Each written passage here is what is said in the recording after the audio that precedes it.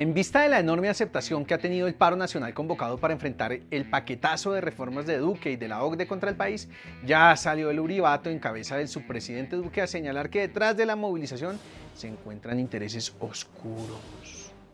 Según el gobierno, un tal Foro de Sao Paulo es el que está detrás de las movilizaciones en América Latina. El paro convocado para el 21 de noviembre hace parte de la estrategia del Foro de Sao Paulo, que intenta desestabilizar a la democracia de América Latina. ¿Les queda muy difícil entender que es que ustedes gobiernan pésimo y que solo por eso la gente protesta? Es así de simple, fácil de entender.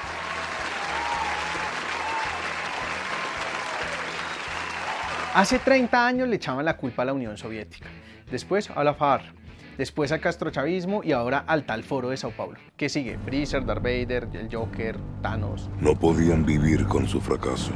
No solo han salido a decir que hay intereses oscuros detrás de la movilización para asustar a la gente. Un congresista del Centro Democrático filtró, o mejor, publicó, un video más falso que una moneda de cuero en el que un encapuchado invita al vandalismo el 21 de noviembre. Recuerden no atacar a civiles. Pero el gobierno no se quedó ahí.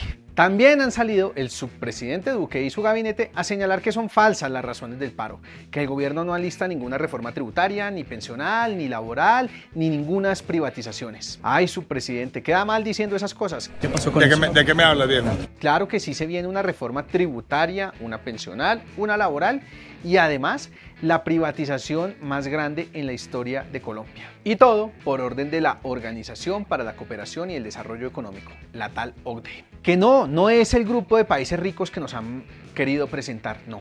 Es una organización de países que hacen todo lo que Estados Unidos dice en materia económica.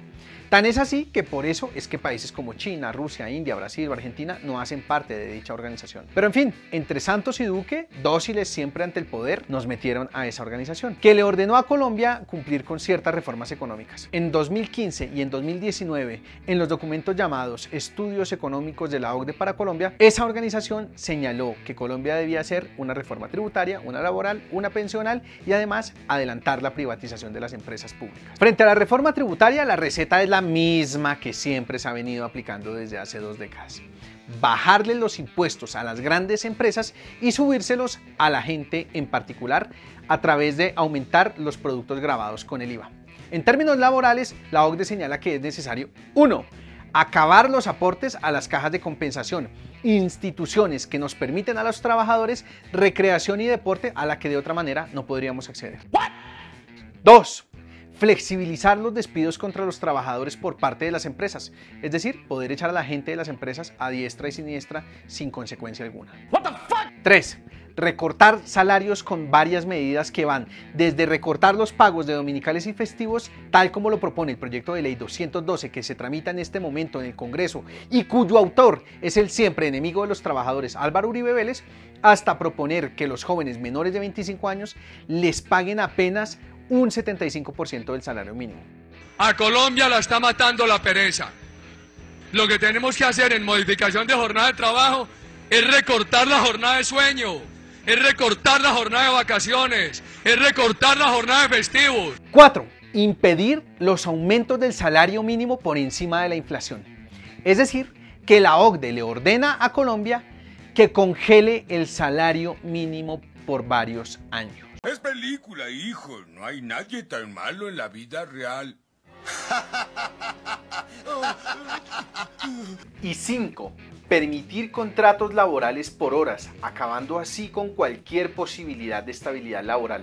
Adiós a los contratos a término indefinido. ¿Y qué dice la OCDE sobre las pensiones? 1. Aumentar la edad de pensión, especialmente para mujeres. 2. Permitir pensiones por debajo del salario mínimo. Hágame el favor. 3. ¿Y qué dicen sobre Colpensiones?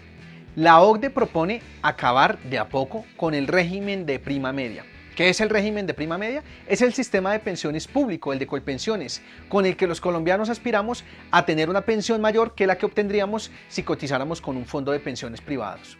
Dicen los documentos de manera literal que hay que acabar con la generosidad del plan público de pensiones y que debería reducirse dicha generosidad de manera significativa. Finalmente, la OCDE señala que hay que avanzar hacia la privatización más grande en la historia de Colombia. Colombia tiene 102 empresas públicas y se plantea crear un holding financiero para que las empresas públicas funcionen bajo criterios de empresa privada. ¿Qué quiere decir esto? Que, por ejemplo, no podrá haber funcionarios públicos en las juntas directivas de las empresas públicas, sino que deberán estar a cargo de particulares. Pero en segundo lugar, que la vocación social de dichas empresas debe terminar. Por ejemplo, los créditos blandos con bajo interés o la condonación de créditos a los campesinos por parte de entidades como el Banco Agrario se acabarán, ni que hablar del ICETEX o de otras entidades públicas. ¿Y cuándo van a implementar todas estas medidas? Pues la respuesta la tenemos nosotros. Si nosotros los dejamos, las aplican cuando quieran. Si no, podemos pararlas. Así que nos sobran los motivos para parar el 21 de noviembre.